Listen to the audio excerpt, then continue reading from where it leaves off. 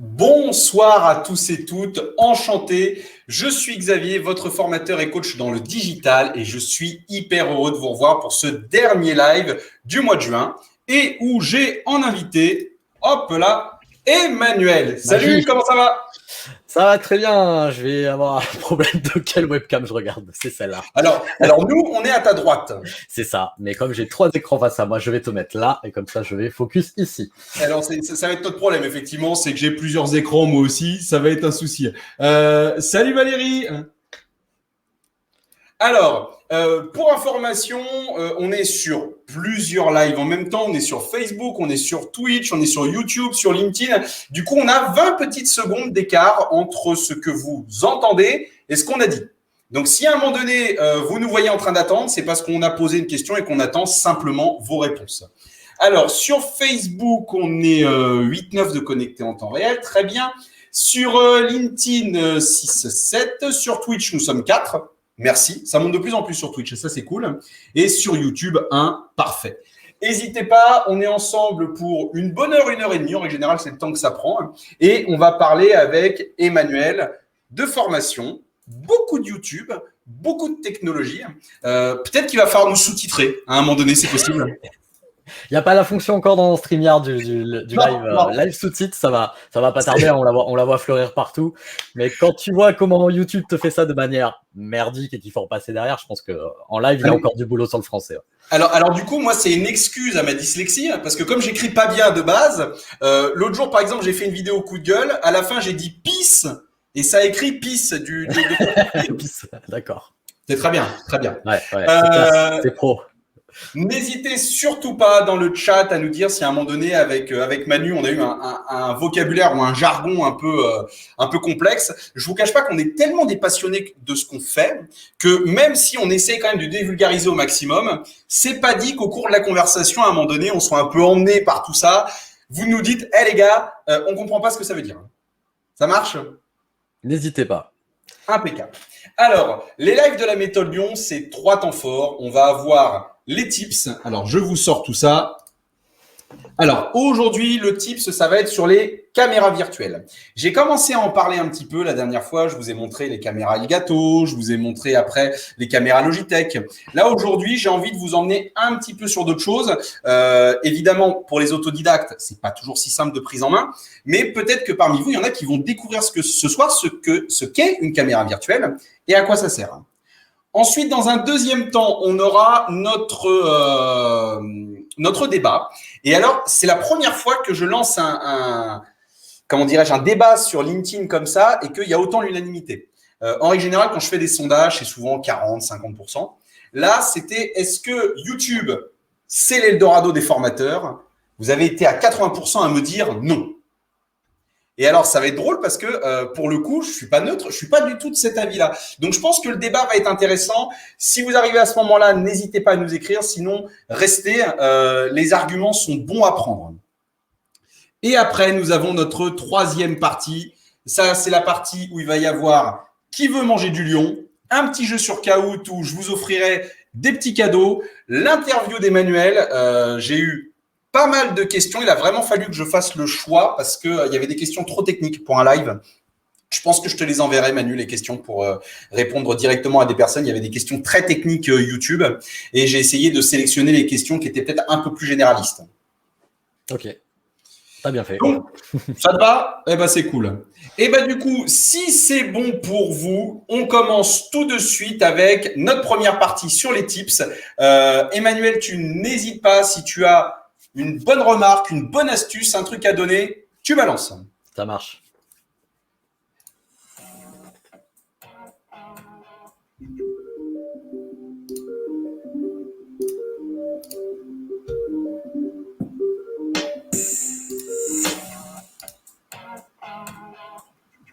Tu remarqueras qu'il y a des gros effets visuels, c'est ce que je disais avec Amélie, Il y a quand même un gros budget. Sauf qu'on entend tes clics de souris pour les lancer.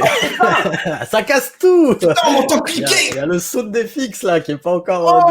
Pourtant j'ai un clavier MX Logitech. Après, comme t'es pas au courant, j'ai des oreilles qui sont des paraboles hyperacoustiques, donc j'entends ce que les gens n'entendent pas normalement. Non, mais alors n'hésitez pas, dites-le moi dans le chat si effectivement c'est des... Alors là, on dit ça sous le coup de la déconnade. Mais c'est vrai que pour de vrai, Manu, il a raison. Si je devais faire du e-learning ou si je devais faire un live avec une vraie prestation, un vrai enjeu, et que je crée un jingle pour que effectivement ça crée une atmosphère, si on m'entend cliquer et tout faire Ça en tue off, tout, hein. Ouais, ça tue tout le truc.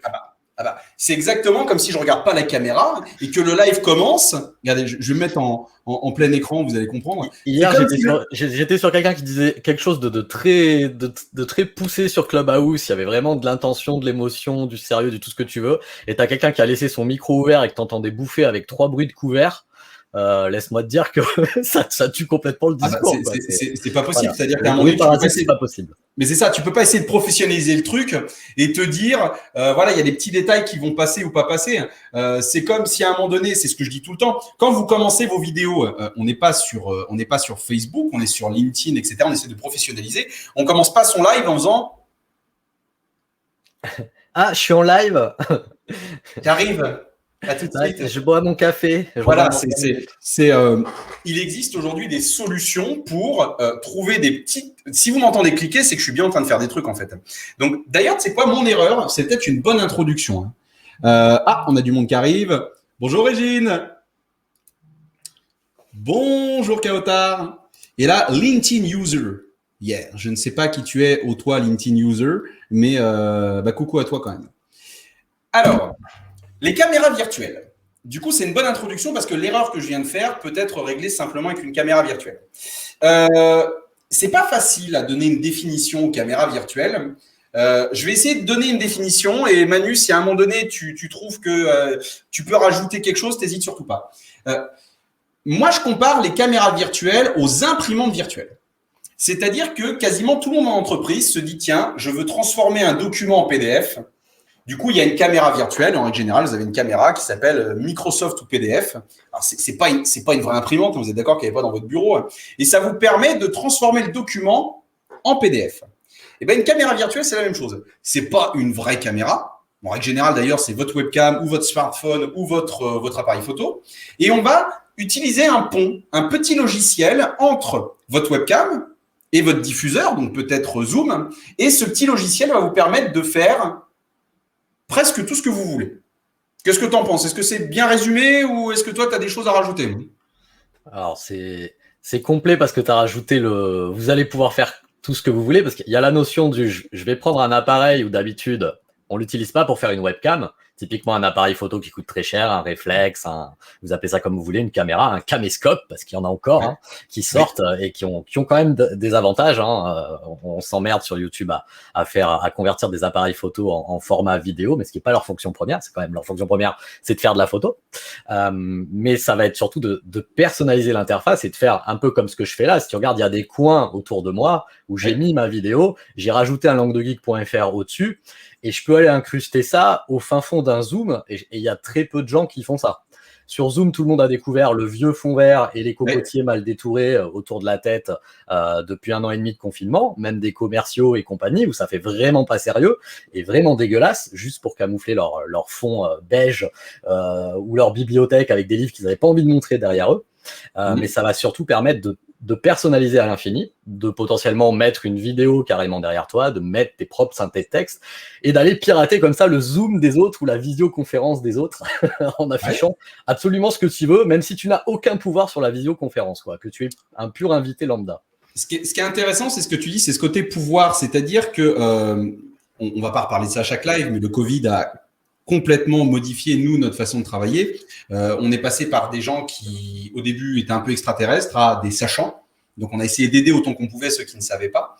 Et très vite, moi, j'ai récupéré un problème qui était que les apprenants ou les formateurs se sentaient limités par la webcam et limités par les options qu'offrait Zoom. T'en parlais tout à l'heure. Le partage d'écran Zoom, vous voyez bien que c'est pas fait pour. C'est un partage d'écran, pas un partage de fenêtre ou pas un partage de contenu. Et du coup, quand on savait utiliser les caméras virtuelles, la solution, elle est là. C'est-à-dire qu'une caméra virtuelle vous permet de faire absolument tout ce que vous voulez. Et d'ailleurs, j'ai pas dit une caméra virtuelle, j'ai dit des caméras virtuelles. Parce que il y a plusieurs fournisseurs qui font différents types de caméras virtuelles. Je vais vous en proposer quelques-unes très rapidement, vous allez voir. J'ai fait un petit florilège de celles que moi j'utilise. Maintenant, il y en a peut-être très certainement d'autres. Alors, les caméras virtuelles que j'aime bien utiliser, vous voyez, tiens, par exemple, l'effet que je viens de faire, l'incrustation. Le fait que j'étais en grand écran et que très vite, j'ai mis ma fenêtre en plein écran derrière au lieu de mon décor. Ça, il n'y a qu'une caméra virtuelle qui me permet de le faire. Le fait d'être détouré comme ça, c'est avec une caméra virtuelle plus un fond vert. Si vous n'êtes qu'avec votre webcam, c'est infaisable. Infaisable. Ça, c'est des techniques d'audiovisuel. Alors, Prezi. Prezi, en règle générale, il est très connu pour être le concurrent de PowerPoint et il a plutôt mauvaise réputation en termes de support d'animation à cause des effets de zoom, des va-et-vient, de la complexité. Bon, pourquoi pas. Par contre, ils ont sorti une application gratuite qui s'appelle Prezi Vidéo et qui, pour le coup, est très simple d'utilisation. Vous voyez, vraiment avec quelques boutons, ça sélectionne votre caméra, ça crée différents templates, donc différents modèles, et vous insérez les images au fur et à mesure. Et après, vous pouvez même, si vous voulez, importer votre PowerPoint, pourquoi pas, j'ai rien contre. Et là, vous décidez soit de passer en live, donc vous le connectez à Zoom, vous le connectez à Teams, vous le connectez à ce que vous voulez, soit de passer directement en mode enregistrement pour faire de l'asynchrone et peut-être faire de e-learning ou enregistrer un webinaire ou quelque chose comme ça. Donc, Prezi Vidéo, c'est gratuit, ça marche bien. Vous pouvez incorporer un prompteur si vous n'êtes pas à l'aise avec l'acapella et tout ça. Et quand on ne rentre pas trop dans la complexité de Prezi, ça fait vraiment bien le job. T'as déjà essayé, Manu, Prezi ou jamais? Avec toi, l'an dernier, quand tu m'en as fait la démo, pendant ta propre démo, j'ai installé le truc et je t'ai foutu le bordel dans ta propre presse. Et t'en as pensé quoi en tant que première utilisation? Le côté remplacement caméra virtuelle est moins accessible évidemment, mais au niveau de la création, c'était simple et complètement accessible pour les gens qui utilisent Canva typiquement. Voilà, on est pareil, on choisit un modèle et on remplace les textes dans l'existant et on réinvente pas la roue. Voilà, on fait des slides en 3 points, on change le texte au milieu, on prend un truc joli. Et contrairement au PowerPoint où on est très dans le rectangulaire, Prezi est très dans l'arrondi et la transparence. Et ça, c'est très agréable et très moderne. Ça, je suis assez d'accord. Ce qui est intéressant après, Manu disait tout à l'heure, quand vous êtes sur Zoom, vous mettez en arrière-plan des cocotiers, des choses comme ça. Je vois beaucoup de personnes aussi vouloir mettre leur charte graphique, c'est-à-dire qu'ils vont insérer leur carte de visite, leur logo, etc. Sur Prezi, vous pouvez avoir accès à la base des couleurs et mettre exactement les couleurs que vous voulez. Donc, si pour vous, votre présentation, là, j'ai pris un exemple bleu, mais si votre charte graphique est orange, par exemple, mettez du orange, insérez votre logo. Ça peut permettre de faire des petites présentations assez dynamiques. Donc, ça, c'était Prezi. Je vous en avais parlé la dernière fois, Logitech Capture. Alors, Logitech Capture, c'est rigolo parce qu'à la base, c'était, comment dirais-je, exclusivement pour Logitech. Mais maintenant, honnêtement, on peut y mettre n'importe quelle webcam. C'est pas mal. Alors, pour ceux qui sont un peu plus aguerris, ils ont tenté de piquer des éléments à OBS. Donc, c'est-à-dire qu'il y a ce principe de un écran, un deuxième écran et on va superposer les deux et on va créer des effets et on va pouvoir créer des filtres et des transitions entre les effets.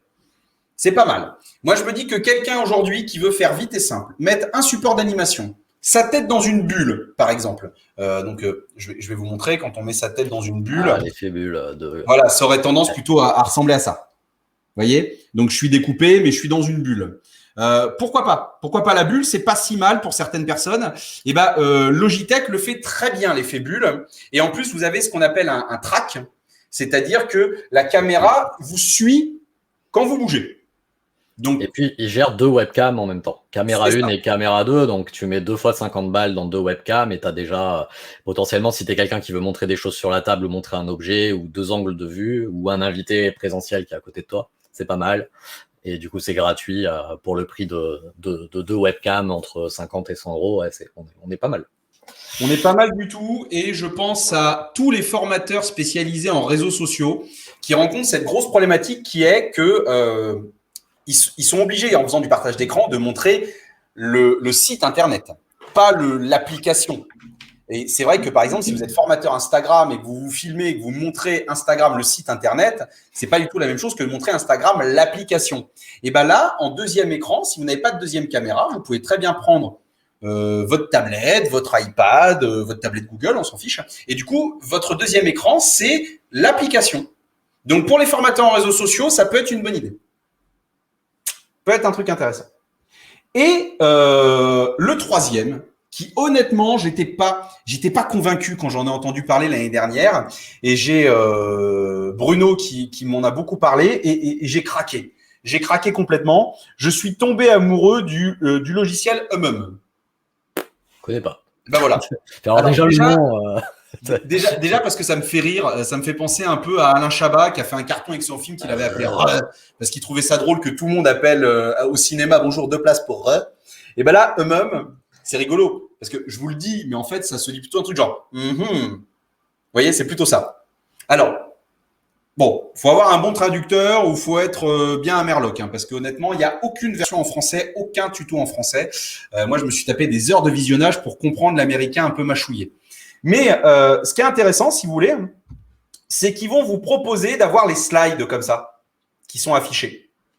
Et donc, au fur et à mesure où vous cliquez sur vos slides, ça apparaît sur votre écran. Donc, ce qui est intéressant avec ce type de caméra virtuelle-là, c'est que vous avez une vue de votre présentation. Et ça, quand on est face caméra, déjà, on n'est pas très à l'aise, mais le fait de pouvoir anticiper au préalable ce que vous allez montrer, ça permet un peu de récupérer ce petit confort qu'on a quand on est en salle. C'est-à-dire qu'on a son PowerPoint avec sa vue. On sait quel est le slide qui va passer après. Du coup, ça nous permet de faire des bonnes transitions. Du genre, et maintenant, on va parler de… Et clac, tu cliques et ça fait ton petit effet sympa. Ça, eux-mêmes te permet de le faire. Et eux-mêmes a aussi des petits filtres intéressants. Moi, je les utilise pas tous parce qu'il faut trouver pédagogiquement l'intérêt. Mais après tout, bon, vous voyez, pourquoi pas ? Pourquoi pas utiliser, voilà, ça, si dans le propos, vous voulez dire, et donc au commencement de la caméra, bon, pourquoi pas, si vous voulez avoir bonne mine, bon, si vous voulez être dans Star Wars, voilà, bon, c'est rigolo, c'est sympa, maintenant, pédagogiquement, professionnellement, faut trouver l'intérêt. Donc moi, l'intérêt, je l'ai vraiment trouvé dans le fait d'avoir cette vue sur mes slides, et du coup, de savoir, quand je regarde ma caméra, je vais cliquer, donc j'ai ma main, vous voyez, qui est là, cachée là. Je vais cliquer sur le slide d'après. Je sais ce que je vais dire et ça fait une transition agréable. Ton partage d'écran là que tu mets derrière toi avec une rotation 3D dans l'espace là, ouais. Ça c'est OBS ou c'est StreamYard? C'est OBS. Ah et ben non, ça c'est eux-mêmes. C'est eux-mêmes, d'accord. C'est eux-mêmes. Ok.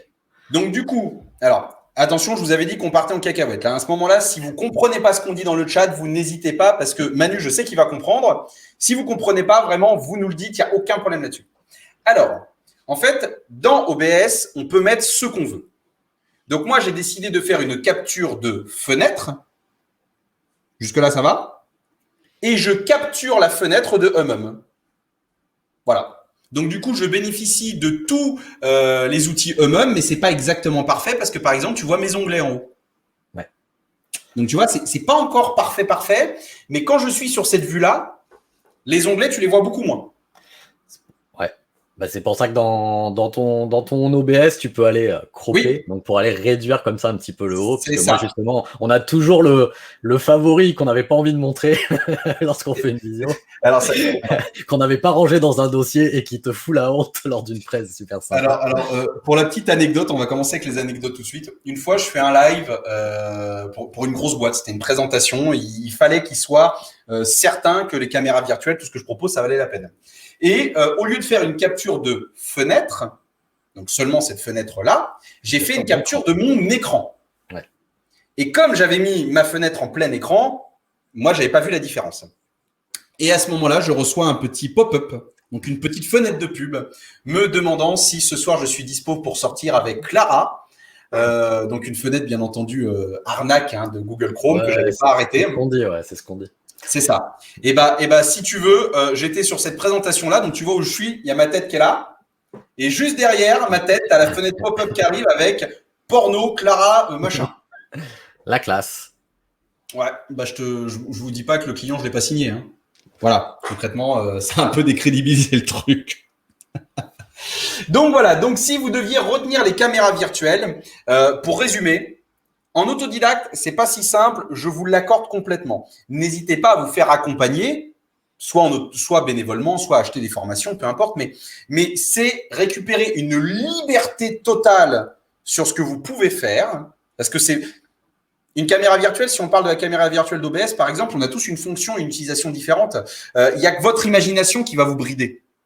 C'est un truc, ça existe depuis 7-8 ans et aujourd'hui, tout le monde en a sa propre utilisation parce que vous allez dire « Ah, mais moi, je ferais comme ça, moi, je ferais comme ci. » Et du coup, commercialement, ça peut vous démarquer de ce que fait votre concurrence avec des partages d'écran standards. Et après, pour le côté amusement, c'est formidable de pouvoir se rendre compte qu'on peut mettre une substance sur des choses qu'on n'aurait pas fait en présentiel. C'est vraiment mon opinion là-dessus. C'est vraiment ce que je pense. Bonsoir Marie. Marie, elle arrive pile au bon moment pour le débat. Manu, est-ce que tu as d'autres trucs sur les caméras virtuelles ou est-ce que tu es prêt pour qu'on enchaîne sur le débat?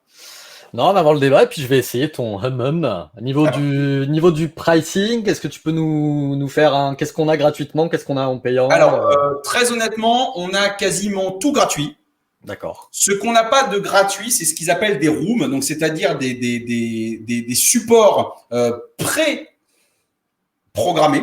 Donc, par exemple, tu parlais de ma caméra, là, tu vois, qui est à peu près à un certain degré. Tu as certaines salles où la caméra est plate. Donc, c'est à toi, à la main, de la bouger. Voilà. Et après, ce qui est payant, c'est l'espace de stockage d'enregistrement. D'accord. Mais très honnêtement, moi, j'ai tourné pendant 6 mois avec la version gratuite. Personne ne s'en est rendu compte.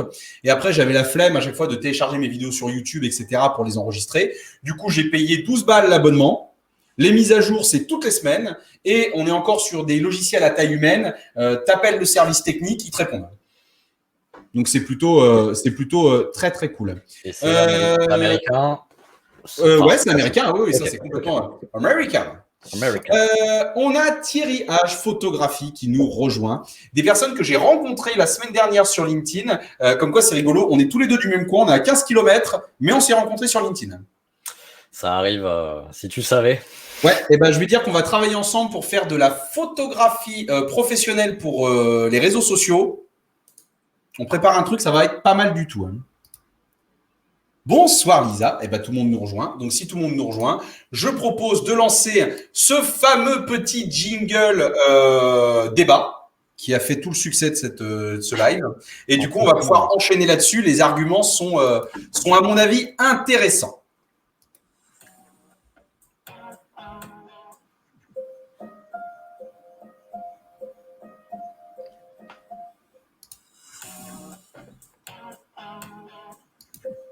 Tu vois, le piano, c'est ce que je disais, hein, ça fait toujours ce petit effet quand même assez sympa.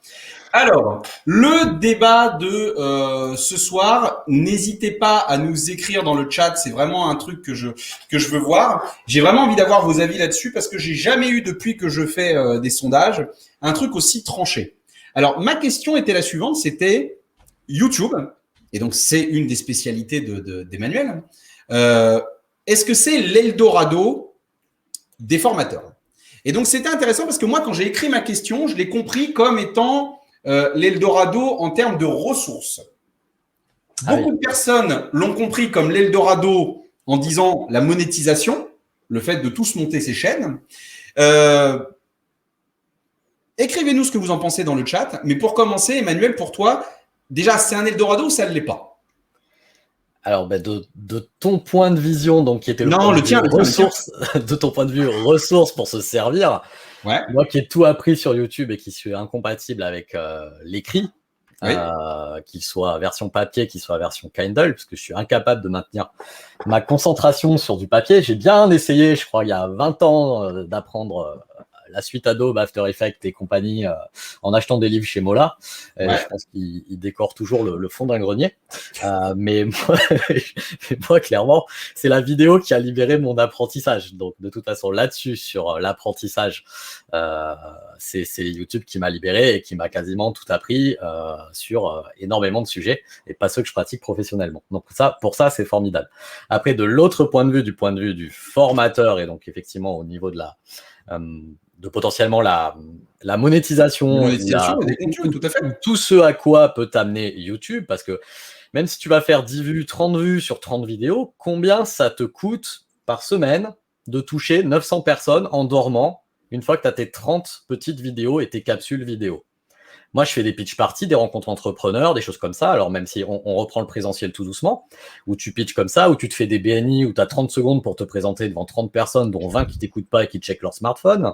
Le BNI, pour ceux qui ne sauraient pas, c'est des clubs privés où on se voit une fois par semaine à 7h du mat, c'est un truc comme ça? Exactement, ouais. C'est 7 à 9, donc tu as d'autres réseaux comme ça. Mais évidemment, t'es déçu. Moi, le premier, quand je fais 200 vues, alors que je fais 250 000 vues sur une autre vidéo où je râle sur un truc qui est pas du tout business, mais faut bien comprendre que ton business plan, ce sera pas de faire du Norman Cyprien et du placement de produits et devenir une agence d'influence et choses comme ça. Alors, Norman Cyprien, ça fait partie du top 3 des youtubeurs en ouais, France. du top 3, top 5 du youtubeur français. Donc, d'abord, YouTube a été une plateforme où vraiment il y avait quasiment que du divertissement. Mais derrière, toi, si tu es dans le monde professionnel et que tu cherches la niche de la niche parce que tu es thérapeute, coach, accompagnateur de ce que tu veux, en reconversion de ce que tu veux, et tous les posts et les nouveaux noms qu'on voit fleurir sur LinkedIn, même si tu fais 30 vues, c'est bien. S'il y a 30 personnes qui te découvrent, si tu apportes de la valeur, si derrière ton appel à l'action, il est puissant et que ça te génère des rendez-vous sur Calendly, tout ça, 24 heures sur 24 sur une plateforme qui, je le rappelle, t'a coûté 0 € par mois, qui héberge tes vidéos gratuitement, qui va te le proposer 24 heures sur 24 et sur YouTube et sur Google avec l'aspect moteur de recherche, par rapport à des posts Facebook, Instagram, TikTok, LinkedIn et tout ce que tu veux qui vont avoir une durée de vie de 24 heures à 72 heures avec une portée de rien du tout, 3 likes et 2 commentaires, ça reste pour ça reste un Eldorado. Alors, on a Thierry qui nous dit YouTube est un peu bridé, j'ai l'impression. Twitch un peu moins. Alors, pour ceux qui savent pas, Twitch c'est une plateforme c'est pas nouveau du tout, Twitch. Hein.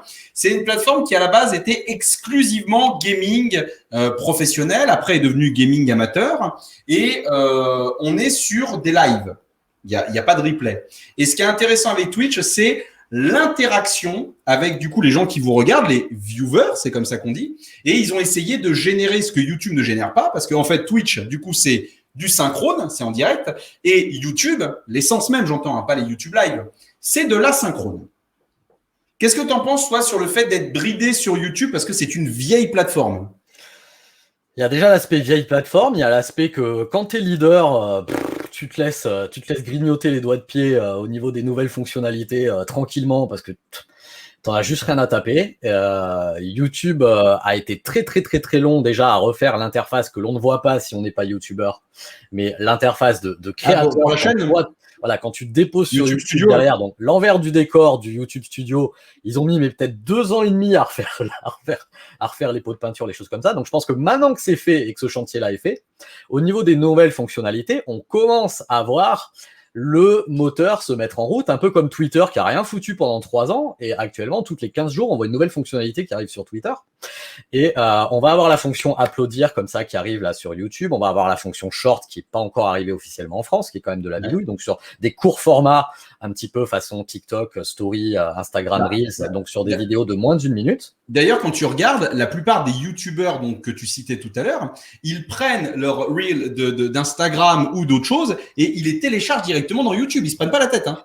Oui, ça devient quand tu as ce niveau-là de notoriété, ce niveau-là de communautaire. Toutes les règles de YouTube, tu peux t'en affranchir en fait. Oui. Parce que tu t'en fous complètement. Tu t'en fous de ton titre, tout l'aspect référencement, tout l'aspect de tes mots-clés, tes choses comme ça. T'as plus qu'à je donne envie de cliquer et je divertis, je fais rire ou j'informe quand même, parce que heureusement quand même que même dans le Canva, il y a des choses avec des sujets un petit peu plus sérieux où ils vont creuser un peu plus que des choses comme ça. Mais sur Twitch, il y a une interaction avec la communauté qui est beaucoup plus forte, avec beaucoup plus la monétisation peut arriver beaucoup plus vite avec ton audience. La récompense et le niveau de tu prends des niveaux si tu parles souvent est beaucoup plus forte. Il y a la gestion des calendriers avec quand est-ce que je fais des lives, des choses comme ça que tu n'as vraiment pas sur YouTube. Les lives YouTube, ça a été pendant longtemps quand même une grosse calamité. Moi, j'en ai fait énormément en 2017. Une catastrophe. C'était assez catastrophique. Mais voilà, on a écumé les plâtres. Et derrière, ce qui se fait et ce qui est la norme actuelle, c'est de faire ton gros live bien long sur Twitch, d'en prendre les meilleurs moments et d'aller en mettre plutôt sur une chaîne secondaire sur YouTube. Parce que tu as quand même, quand tu es sur un résumé ou sur des cuts, des bonnes parties de live Twitch, généralement, t'es pas dans les codes de YouTube quand même. Donc, tu vas mettre ça quand tu es un gros YouTuber sur une deuxième chaîne YouTube. Alors, ce qui est assez étonnant, c'est que c'était pas l'objet du débat Twitch-YouTube, mais je trouve ça assez intéressant. Ce qui est déjà très drôle, c'est cette histoire de monétisation parce que Twitch a gardé son essence très forte jeu vidéo. On a l'impression que c'est des espèces de trophées qu'il faut avoir, c'est des succès pour débloquer cette option-là. Et Twitch, dans son contrat d'affiliation, dit bien qu'on ne doit plus streamer, donc faire des lives, sur d'autres plateformes. Exactement. Le contenu que tu streams à partir du moment où tu es Twitch Partner, ce qui arrive relativement vite, si tu es un peu doué, si tu as trouvé ta petite niche, si tu as rencontré ton audience, ce qui en fait, tu te rends compte que le Twitch hors jeu vidéo est un tout petit milieu. En fait, actuellement, tu as l'impression que tout le monde est lancé sur Twitch et choses comme ça. Mais en fait, si tu regardes, il y a 50 personnes, quoi. Peut-être que j'aurais dû dire Twitch est le futur Eldorado, la cité d'or. Hein. Complètement. Alors après, ils vont se prendre la même chose que YouTube quand ils deviendront gros. C'est-à-dire qu'il va falloir faire la chasse à ta musique, elle est pas libre de droit. Ton logo qui est là, il est pas libre de droit. Ce jeu vidéo-là, t'as pas les autorisations. Tac, tac, tac, tac, tac. Et il y en a qui vont se faire exploser. Alors, comme on est dans le live, ce sera moins grave que les choses qui sont en train d'arriver là sur YouTube, qui fait une chasse aux sorcières techniques avec du n'importe quoi, où tu en arrives à avoir la destruction de chaînes YouTube du jour au lendemain, j'ai vu. Sans réel avertissement, et sur des vidéos qui ont 3 ans, 4 ans, 5 ans. C'est-à-dire que ton YouTube est ta principale vitrine de ton business. Tu te couches le soir, tu te lèves le matin, ta chaîne YouTube a été explosée.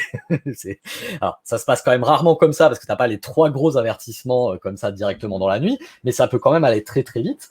Et moi, j'ai vu des gens sur l'aspect, sur la thématique crypto-monnaie, et ça a contribué à me faire arrêter cette thématique, bien que je l'affectionne particulièrement, en fin 2017, début 2018, avec des chaînes qui ont été détruites au bout de 3 gros avertissements de YouTube, sachant que l'avertissement, c'est pas, on t'explique pas vraiment le pourquoi. Non. Ça peut encore une fois tomber sur une vidéo qui a 2 ans, 3 ans, 4 ans. Ça peut tomber en plein dans un live. Et là où c'est plus dégueulasse, ça peut tomber parce que tu as un concurrent ou parce que tu es un peu polémique sur un sujet, tu es un peu borderline, mais tu es complètement dans la liberté d'expression, j'ai envie de dire. Tu as juste un avis sur la question. Et tu as une autre chaîne concurrente qui a l'avis contraire, qui t'envoie à ta communauté et qui te fait signaler sur ta chaîne. Les haters. Voilà, une campagne de vengeance ou de cancel culture, tu appelles ça comme tu veux, et où tu peux avoir un signalement là-dessus, alors que concrètement, tu n'étais pas du tout hors la loi, il n'y avait pas de problème de marque ou de problème de droit, tu vois. J'ai une question de Marie sur Facebook. Pourquoi elle ne le formule pas comme ça, mais Marie, si je ne reprends pas bien la question, les propos, t'hésites pas, tu me le dis dans le chat. Pourquoi est-ce que il n'y a quasiment pas de formateurs sur YouTube? Il n'y a que ça. On va dire des formateurs qui ne s'autoproclament pas formateurs, qui ont vraiment une qualité, un vrai concept en place. Tu vois pas le mec du coin qui était formateur il y a 2 semaines et qui va être coach dans 3 semaines et qui va rien faire dans 1 an. Si tu veux, mais ça dépend où tu mets le barreau. Est-ce que tu le mets dans le résultat financier, dans son numéro de communauté, dans est-ce qu'il a réussi, dans depuis combien d'années il fait ça, dans c'est quoi des résultats? J'ai pas leur bilan comptable, j'ai pas leurs résultats, leurs choses comme ça, mais YouTube, comme les gens qui vont te dire Facebook, il y a que les gilets jaunes et les chatons, ou TikTok, c'est pour les enfants. Ou LinkedIn, il y a que des sondages, est-ce que tu connais Clubhouse? Un algorithme, ça s'éduque. Quand tu dis ce poste-là, j'en ai rien à battre, cette personne-là, elle dégage de mon réseau. Moi, quand je vais sur ma page d'accueil YouTube, il n'y a plus, et c'est horrible, hein, et j'en souffre, et ça met une pression terrible, je n'ai plus de divertissement.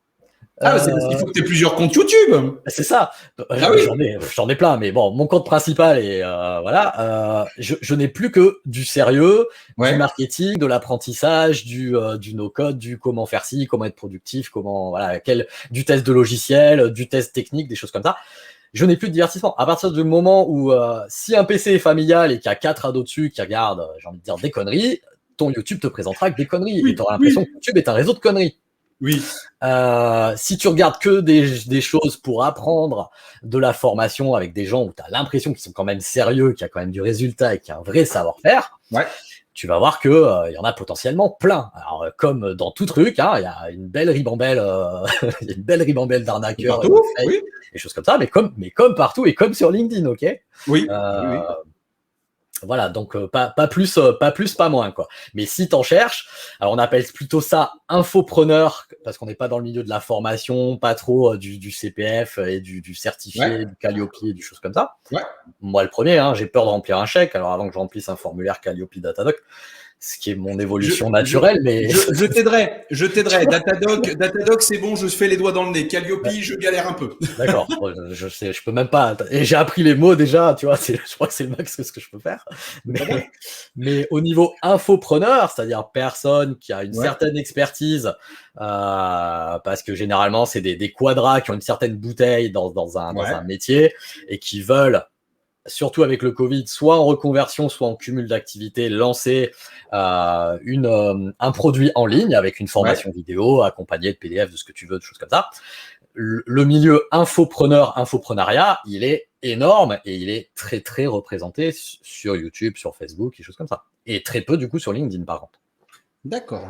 Est-ce que tu conseilles, même si on n'a pas envie de se filmer, parce qu'il y a d'autres moyens de faire des vidéos où on n'est pas face caméra, est-ce que tu conseilles de quand même ouvrir une chaîne YouTube, ne serait-ce que pour le référencement? Mais si tu as si t'as un contenu magnifique, tu as une voix radiophonique, mais je reprends la semaine dernière, il y avait un témoignage sur le groupe Facebook de Antoine BM. Oui. Du coup, t'as un petit jeune qui te chie une formation toutes les semaines. C'est bien lui. Voilà, c'est l'extrême. C'est un mec qui te vend, j'écris la formation le lundi, le mardi je la tourne, le mercredi je la vends et je t'en fais une par semaine. C'est pas du tout mon concept. Je déteste ça. Il faudrait qu'il me fabrique les miennes. C'est horrible. Mais qu'il y a un énorme groupe Facebook qui parle de ça et de création. Et donc, sur son groupe, tu as eu le témoignage d'une femme qui justement t'expliquait que déjà, mesdames, vous avez un avantage concurrentiel énorme en vidéo, mais je comprends que la difficulté à passer en vidéo soit d'autant plus grande à faire. Et qui témoignait que elle avait fait une chaîne YouTube dans le milieu de la bourse et de l'investissement financier et qu'elle, justement, elle ne voulait pas se montrer. Qu'elle avait des résultats qui montaient, mais pas à la hauteur de ses espérances. À un moment, elle a dit foutu pour foutu, soit on arrête, soit on fait quelque chose, soit on tente des choses. Elle s'est mise à montrer son image. L'audience et la communauté a explosé. Alors, et les trois relous que tu as en bas en commentaire, il y a 3 petits points à côté. Dégage de la chaîne, tu ne pourras plus jamais poster avec ce compte Gmail. La remarque sur le physique, sur la peau, sur la robe, sur la... tu dégages. Non, mais c'est n'importe quoi ça. Je pense simplement que ça, c'est des rapports humains. C'est-à-dire que en présentiel, on voit son formateur, on a besoin de s'identifier, de mettre un nom sur un visage. Moi, quand j'anime des sessions et que j'ai mes apprenants qui coupent les caméras, c'est très bloquant. Et bah, sur YouTube, si on entend une voix, tu dis alors effectivement, le côté radiophonique, c'est un vrai plus. Faut scénariser un peu le propos, un peu comme le fait Edouard Baird par exemple. Mais à partir du moment où tu montes ton visage, tu rentres encore plus en contact avec ton audience. Et puis au niveau de se faire piquer son contenu, si on ne te voit pas, ça va être plus difficile. Enfin, le jour où on va... Moi, le premier, hein, déjà, avec ma gueule, on pique mes vidéos et les mecs, ils les remettent à l'intégralité. Mais tranquille, quoi. Aucune gêne, hein. Puis les mecs t'écrivent, c'est bien pour vous, quoi. Ok. Donc régulièrement, voilà, je tape Langue de Geek sur YouTube et je me découvre sur des chaînes du Maghreb, des trucs comme ça et tout. Voilà. Alors pour mémoire, toi du coup ta chaîne, elle existe depuis combien d'années? Sérieusement, depuis 2016, parce que moi, ma première vidéo sur YouTube que je vous montrerai pas, elle y est depuis 14 ans. Du montage vidéo, j'en fais depuis que j'ai 12 ans, je vais en avoir 37. Donc moi j'ai grandi, j'ai connu l'avant Internet, mais j'ai quand même j'ai vu Internet arriver quand j'étais à peu près en 6e.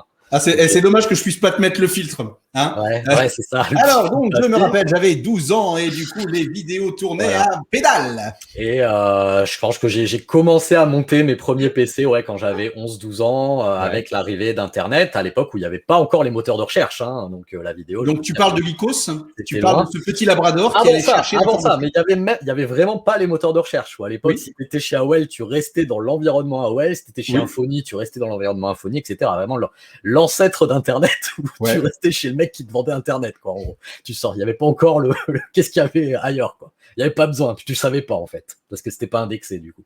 Il n'y avait pas de liste, voilà. Mais tu faisais du chat et les premiers piratages en MP3 sur Napster, quoi. Ça, voilà. J'aimais bien ça. Pour clore le débat, sauf si bien sûr vous avez d'autres questions que je transmets du coup à Manu directement.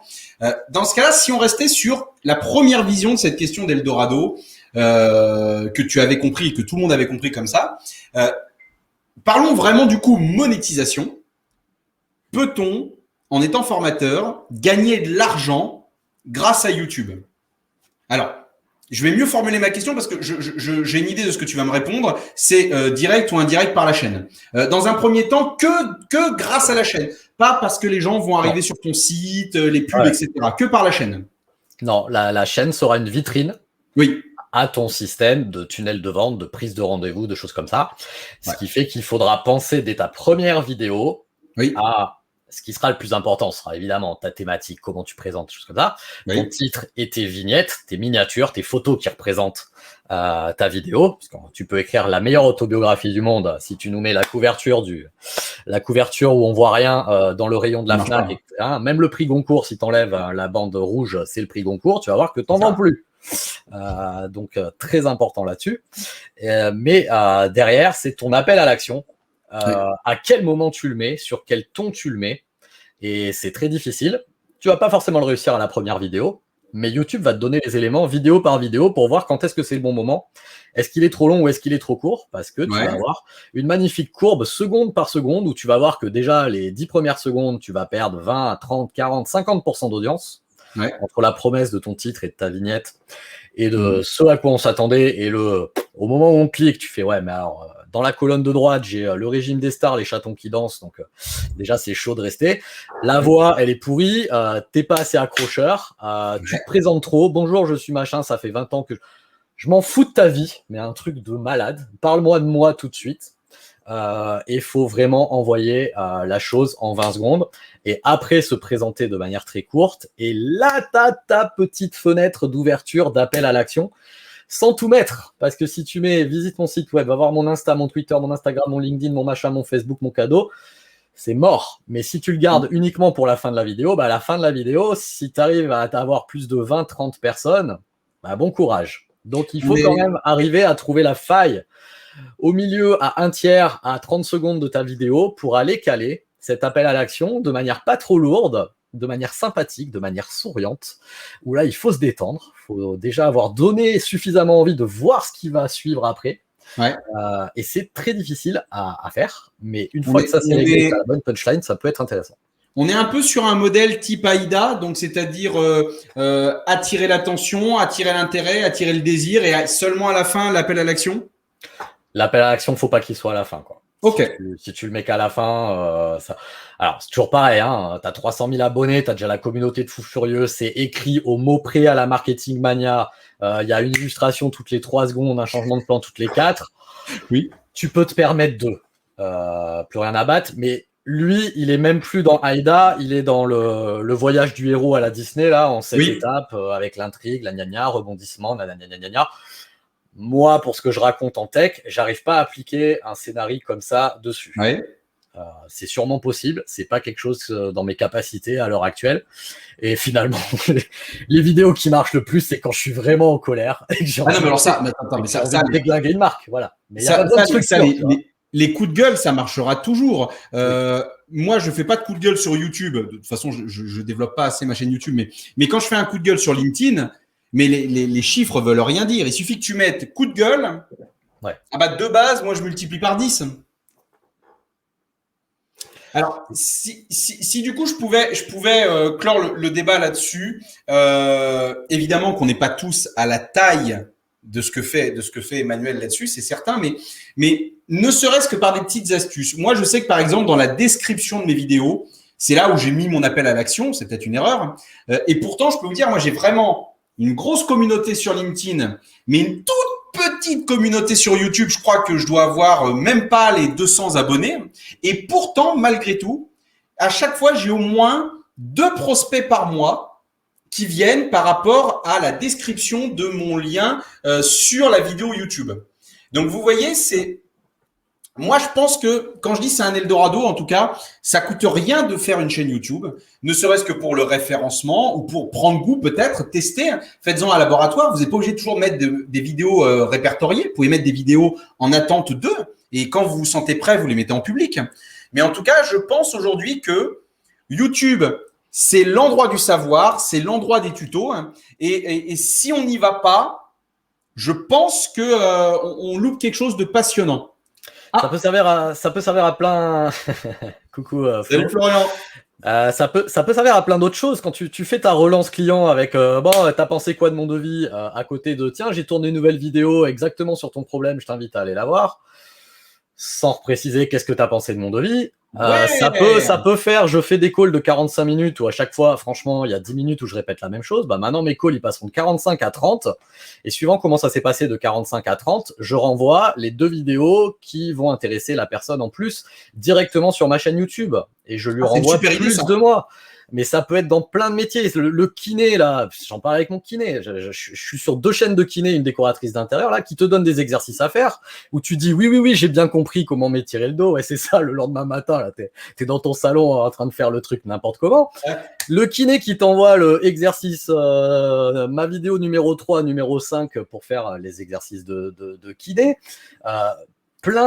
T'as plein de métiers où ça peut remplacer tes processus en interne, ça peut remplacer quand t'embauches un stagiaire, tu fais tu sais quoi, déjà tu regardes mes vidéos de numéro 1 à numéro 10, j'explique plein de trucs comme ça. Quand tu réponds à un client de lui expliquer un truc au lieu de lui envoyer un pavé par mail ou de toute façon ça va finir au téléphone en zoom et en partage d'écran, enregistre, fous-le sur YouTube, quitte à ce que ça reste en non répertorié, et la prochaine personne qui te demande la même chose, tu lui envoies cette vidéo en non répertorié, donc on ne peut pas tomber dessus si on n'a pas le lien sur YouTube en non répertorié. Et puis ça va envoyer cette personne sur YouTube, ça va engager la conversation. Ah mais je savais pas que tu avais une chaîne YouTube, j'ai regardé tes autres vidéos, c'est vachement bien. Et toi, tu montes ton pilier autorité, tu montes ton pilier connaissance, tu montes ton pilier expertise, et ça peut t'amener à nous qui sommes amenés à faire de la conférence, de l'animation, de l'atelier en présentiel. Moi, sans YouTube, j'aurais jamais été amené à. On m'a contacté, on m'a fait venir 2 fois en Belgique. J'ai pitché devant 80 entrepreneurs une fois, 120 entrepreneurs d'un autre. J'ai fait des conférences blockchain dans un incubateur de start-up. Enfin, j'ai fait des trucs délirants que j'aurais jamais pensé faire de ma vie parce qu'on est tombé sur ma vidéo YouTube de manière fortuite, quoi. Donc, c'est aussi ça. Ça peut vous amener à des choses que vous ne pensiez jamais faire dans votre activité, qui peuvent rester une expérience extraordinaire et une sortie de zone de confort complète, mais qui peut vous amener du business aussi à côté, quoi. Eh ben, écoute, c'est bien résumé. N'hésitez pas, si vous nous regardez en replay, vous nous mentionnez, que ce soit Emmanuel ou moi, on prendra le temps de vous répondre directement. Aucun problème là-dessus. Du coup, je propose de passer à la 3e et dernière partie de notre live où on va apprendre à connaître Emmanuel.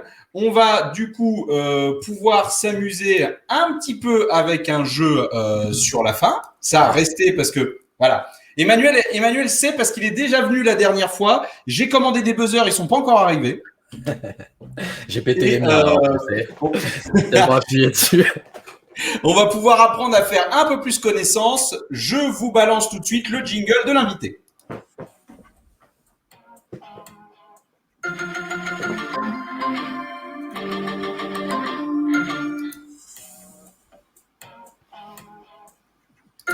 Alors, le jingle carte blanche, le concept, c'est que je n'ai pas du tout préparé cette interview avec Manu.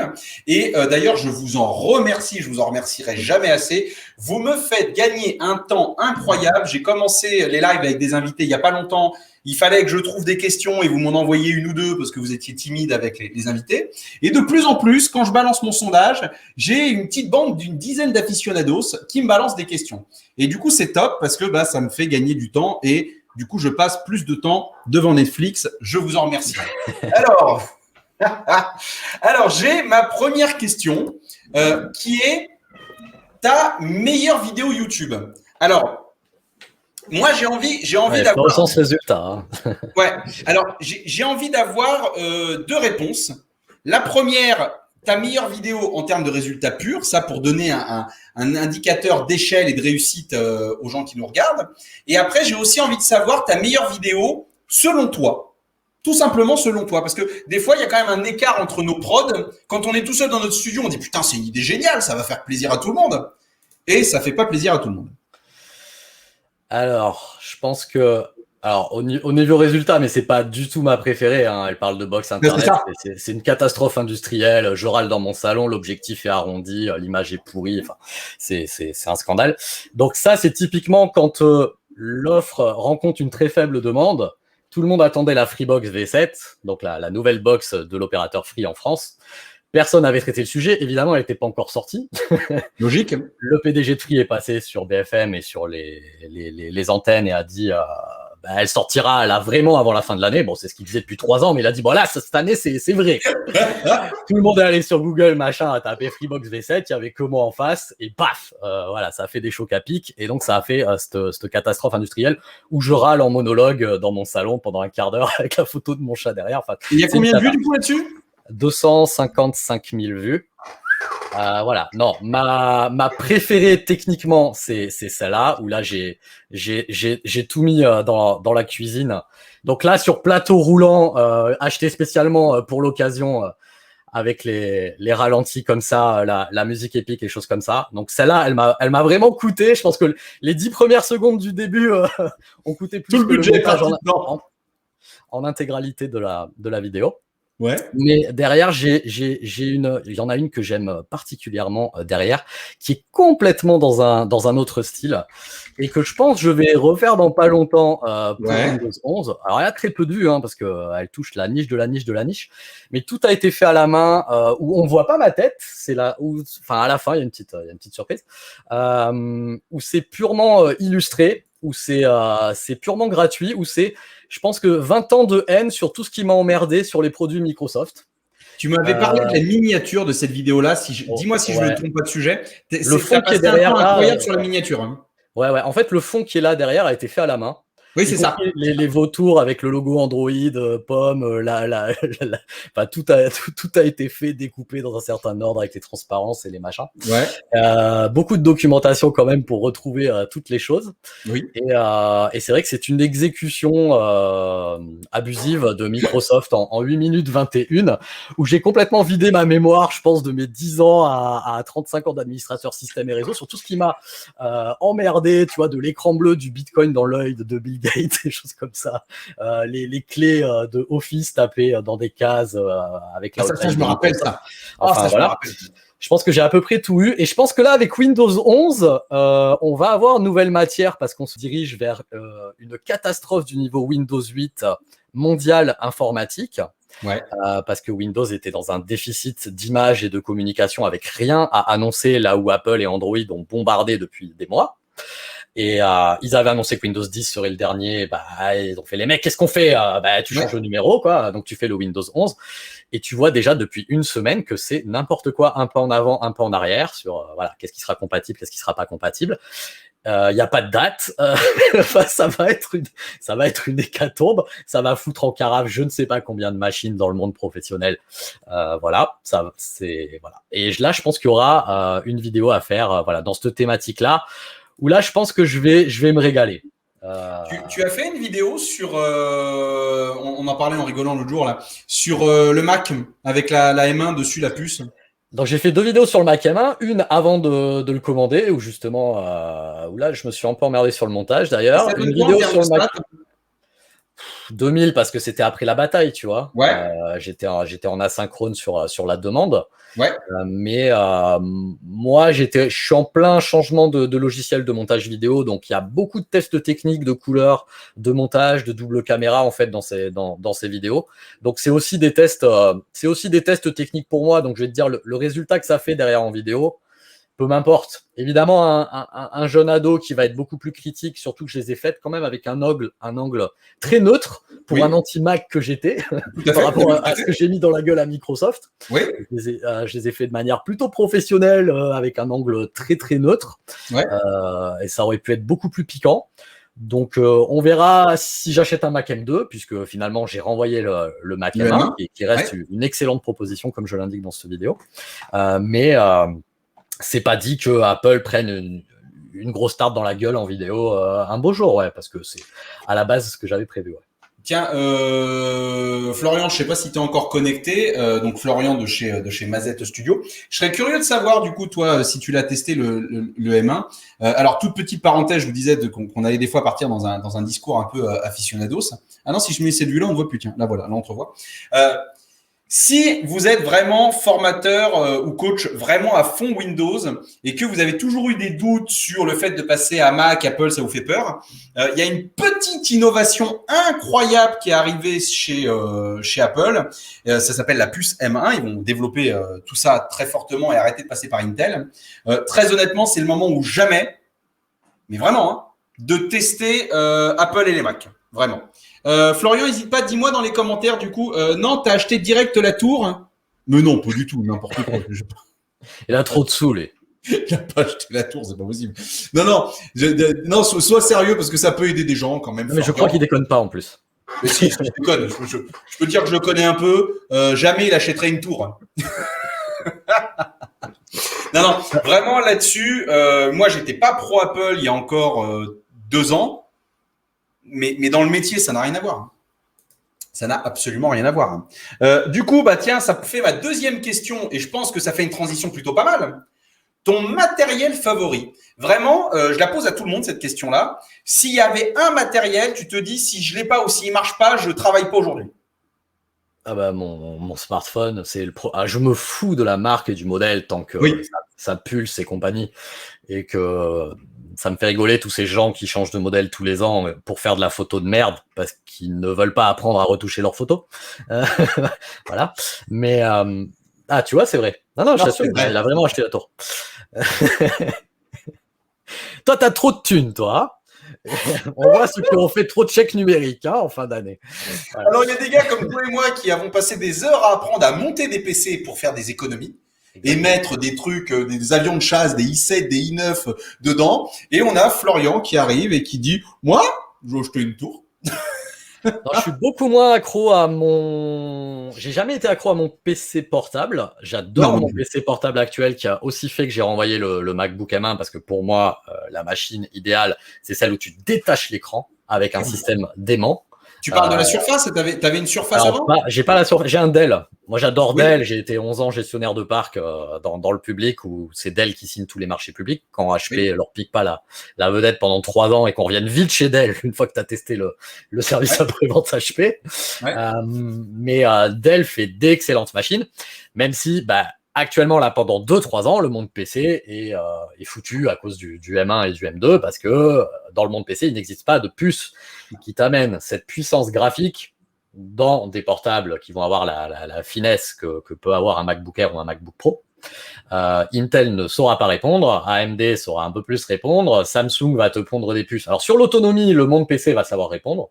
Il n'y a pas de souci. On va avoir des machines à 500-600 € qui vont arriver très très vite avec des 15 heures d'autonomie. Sur le M1, tu peux monter à 17, 18, voire 19 heures, vraiment en baissant la luminosité, ce qui est exceptionnel. Mais lire dans ton logiciel de montage une vidéo 4K filmée avec ce qui me filme là, faire du petit montage simple en 4K dans un MacBook Air de 1,3 kg, en monde PC, ce n'est pas possible. Et ce ne sera pas possible en 2022. Ça m'étonnerait que ce soit possible en 2023. Donc, je pense qu'il faut au moins mi-2023, 2024. Et le chat passe. Formidable. 1 million de vues. Casse-toi. Voilà. Je te coupe Manu parce que j'ai sur Facebook Julien qui pose une question sur le 4K. Je crois avoir la réponse, mais reprends-moi si je dis une bêtise. Il se demandait pourquoi filmer en 4K si les personnes qui te regardent n'ont pas un écran 4K. Alors, pour moi, je crois que filmer en 4K est une bonne idée parce que du coup, ça compresse la densité et que même si on ne te regarde pas sur du 4K, se filmer en 4K rend un meilleur rendu et permet en plus de faire des zooms numériques plus intéressants. Ah, exactement. Donc, il y a une vidéo sur la chaîne. Pourquoi filmer en 4K? Les 3 raisons. Tu vois, hop, gain de temps à chaque fois qu'on pose la question. Donc, effectivement... Tu nous mettras le lien dans le chat Ouais, pas de problème. À chaque fois que tu filmes en 4K, même si c'est pour diffuser dans une qualité inférieure, alors dans le chat, mais du coup, j'ai que le chat de StreamYard. Je te laisse. Ouais, vas-y. Je vais m'occuper du reste. Si tu filmes en 4K et que tu tu compresses, même si le mot est très mal choisi, tu fais rentrer dans une dimension inférieure, tu vas avoir plus de piquets, plus de couleurs, plus de choses comme ça. Pour faire de la stabilisation, parce que tu as filmé comme ça à main levée, et ben, quand tu stabilises dans ton logiciel de montage, ça va zoomer un peu vers l'intérieur parce qu'il faut bien enlever le rebord de l'image pour pouvoir stabiliser. Comme ça, on va retirer des bandelettes sur les 4 coins. Donc, ça va te permettre de ne pas perdre comme ça cette qualité-là. Et puis, si tu veux faire comme ça un zoom de gauche à droite, de bas en haut, donc un travelling, comme ce qu'on appelle au cinéma, eh ben, ça va te permettre de faire ça et aussi de simuler plusieurs angles. C'est-à-dire que quand tu fais une coupure, quand tu fais un cut dans ton logiciel de montage, pour pas qu'on se rende compte qu'il y a les mains qui vont bouger, des choses comme ça, tu peux simuler comme si tu avais un plan, tu vois, où je suis de loin et puis un plan où je suis de près. Et ben sur le plan où je suis de près, j'ai zoomé par 2, tu vois, dans l'image. Et ça va me permettre, dans mon gros plan, je vais être en Full HD, en 1080, et puis dans mon plan de loin, je suis en 4K. De même que tu me dirais que filmer en 8K, ça sert à rien, je filme une conférence avec 4 mecs en table ronde en 8K, j'ai mon plan large. En 4K, j'ai 2 mecs, et en Full HD, j'ai un mec. Ça veut dire qu'avec une seule caméra, une seule bande, un seul fichier. Alors le fichier, il va peser lourd quand même, mais je vais avoir mes 3 plans et je vais pouvoir zoomer dedans. La 4K, ça te paraît d'être un truc du futur avec mais tout le monde n'a pas les télé 4K, blablabla. Mon smartphone, il fait pas 4K. Ok. La 4K, c'est 4 par 2, c'est 8 millions de pixels. 8 millions de pixels. Si j'essaye de te vendre ça sur ton smartphone, même il y a 5 ans, tu me mets 2 tartes dans la gueule et tu me dis vends-moi un autre smartphone. Mais ça n'a rien de futuriste, quoi. Après, c'est pareil. Tu as le format de sortie qui compte aussi. Si tu fais de la 4K et que tu sors en MP4 ou si tu sors en MKV. Alors là, tu es sur l'emballage, mais c'est combien tu mets de pixels dedans, dans ce qu'on appelle le bitrate, le flux. Voilà, on peut avoir un super emballage et puis dedans, il n'y a pas beaucoup de polystyrène, quoi. C'est dégueulasse. Donc voilà, tu peux avoir une 4K complètement pourrie et de la Full HD magnifique. Et c'est ce que tu as au cinéma. Au cinéma, la plupart, et les effets spéciaux d'ailleurs que tu as au cinéma ne sont pas en 4K. Donc souvent, l'image, elle est filmée en 4K, les effets spéciaux rajoutés par-dessus. Ils sont en Full HD, tout ça, parce que c'est plus léger, parce que c'est plus light, parce que c'est plus souple, et puis parce que sinon, ça coûterait beaucoup plus de thunes. Et tu te dis pas dans Marvel que les effets spéciaux, ils sont franchement dégueulasses, quoi. Donc, non, ça va. Je me suis jamais demandé de me faire rembourser. J'ai pas encore envoyé mes tickets chez Marvel. On a Florian qui, du coup, nous parlait du combat iMac versus MacBook Pro. Honnêtement, Florian, ça mériterait presque que je fasse un live avec le débat que là-dessus. Parce que l'iMac, de mon point de vue, et je pense pas trop dire une connerie, c'est pas qu'une histoire de performance technique, de travail. Il y a aussi toute l'histoire, tout le rendu visuel derrière. C'est-à-dire que, comme le disait Manu tout à l'heure, nous, on s'en fout un peu si c'est telle marque, tel téléphone. On veut le moteur, on veut ce qu'il y a dedans. Pareil pour un PC. Moi, mes écrans, c'est des Samsung, ce sera autre chose. Je m'en tape si ça fait le taf. Mais l'iMac, je crois que les gens ont un certain attachement. La preuve, là, Apple nous a sorti des couleurs où ils en avaient jamais sorti avant. Donc, l'iMac, on peut pas parler que d'expérience avec l'iMac ou le MacBook Pro parce que il y a ce que Apple arrive à créer. Il y a une espèce d'attachement. Sinon, on ne dépenserait pas autant de pognon. Le clavier qui est harmonisé, le fond d'écran qui est harmonisé, des choses comme ça. Donc, même si tu peux expliquer à quelqu'un qui n'a pas les moyens de se payer un iMac à 1500 balles en M1 avant d'avoir mis les options qui va bien pour qu'il dure dans le temps, il s'en fout. Il veut sa couleur fétiche. Il croit qu'elle va ressembler en vrai à ce qu'il a vu sur les écrans. Donc déjà, il va être déçu là-dessus. T'as beau lui expliquer qu'il prend un Mac mini, il aura la même puissance et qu'il peut s'acheter un écran avec 8 pouces de plus pour moins cher. Il en a rien à battre. Ce combat, j'ai perdu des heures et des heures de ma vie sur l'iPhone versus Android, sur le Mac versus PC sur tour. J'ai plus de temps à perdre avec ces conneries. Parce que ça ne sert à rien. Parce que ce n'est pas la bonne approche avec ces gens-là. Non, tout à fait. Sauf si vraiment, c'est des gens qui n'ont pas une thune. Et là-dessus, il faut quand même essayer de les convaincre qu'il y a une solution alternative. Et marquer peut-être ça. Et que voilà, pour ce qu'ils vont en faire, tu as quand même des solutions en face. Et que souvent, les arguments qui vont t'élever ne vont pas être ceux qu'on vient de dire, mais vont être mais pour moi, le Mac, c'est plus simple, avec des gens qui lancent un navigateur et font 3 copier-coller dans des dossiers. Où là-dessus, tu ne peux pas entendre le fait que ce soit plus complexe entre un Mac et un PC. Après, c'est vrai que là, on est tous les trois à parler, on est assez technique, on fait un peu de l'audio, un peu tout ça. Mais si on prend un formateur RH ou un formateur commerce, alors attention, j'ai pas de préjugés, je peux tout à fait me tromper, je l'admets, qui effectivement a une utilisation plutôt simple, moi, j'aurais tendance à lui dire, si tu veux tester, Tu vas sur Back Market, tu te prends un Mac de 2017, voilà, tu le payes 400 balles et tu testes. Regarde, moi, j'ai bien testé les formations présentielles à l'iPad. Et bien, très honnêtement, je vois pas pourquoi j'emmènerais autre chose. En fonction de ma thématique, si ça me demande pas d'avoir un gros truc nerveux, bah, le Mac, il reste dans mon studio, l'iPad, dans mon sac, transport en commun. Nickel. Nickel. Alors, j'avais une autre question. Là, on était. Alors, celle-ci, j'aime bien. Alors, la question était plus crue. Hein. Là, je te l'ai fait gentillou. C'était la monétisation YouTube. Est-ce que tu nous en parles? Est-ce que, du coup, en toute liberté, hein, tu n'es pas du tout obligé de nous donner des chiffres. Ouais, c'est de la merde et je gagne. Ça paye les cacahuètes de l'apéritif mensuel. C'est ça. On est bien d'accord que c'est un mythe. Après, je ne suis pas un YouTuber à vue. Dans le cadre d'être formateur, dans le but d'être formateur, c'est-à-dire que quand tu as des formateurs qui vont sur YouTube pour la monétisation, ouais. Ce qu'il faut déjà débloquer, hein, donc 1000 heures de vues, enfin 1000 abonnés et 4000 heures de vues cumulées en un an. On est bien d'accord que toi qui as des années de recul là-dessus, tu n'as jamais accompagné quelqu'un qui a fait une de tes formations et qui a du coup vraiment gagné de l'argent avec YouTube. Je parle vraiment que de YouTube. C'est pas le but parce que j'accompagne pas des gens à vue qui sont en capacité. Il faut faire, mais c'est vraiment peut-être en millions mensuels pour arriver à te verser un SMIC et demi. Va chez McDo. Parce que par rapport à la communauté, le travail, la chance et le talent qu'il faut pour arriver à faire un SMIC et demi simplement en vue, si derrière, de toute façon, tu n'as pas monté un business, fait de l'influence, du placement de produits, du contrat, du autre chose, que de toute façon, c'est pas ces vues-là qui vont te ramener ta masse de fric, tu vois. Donc, de toute façon, ne compte pas là-dessus, quoi. Et les pubs, t'en penses quoi? Bah, les pubs, c'est ça qui t'amène de la monétisation. C'est par rapport à la pub. Ce qui peut être intéressant si tu es dans une thématique fric, oui. C'est les super chats, c'est de faire du live YouTube ouais. Et de faire des donations super chats. Quand tu es sur une thématique investissement financier où le mec il pose la question dans le chat, ça répond pas, il pose, ça répond pas, ça répond pas, oui. Il envoie 50 balles de tips. Il y a son nom écrit en gros avec une jauge. Bon, tu t'interromps, tu réponds à la question, quoi.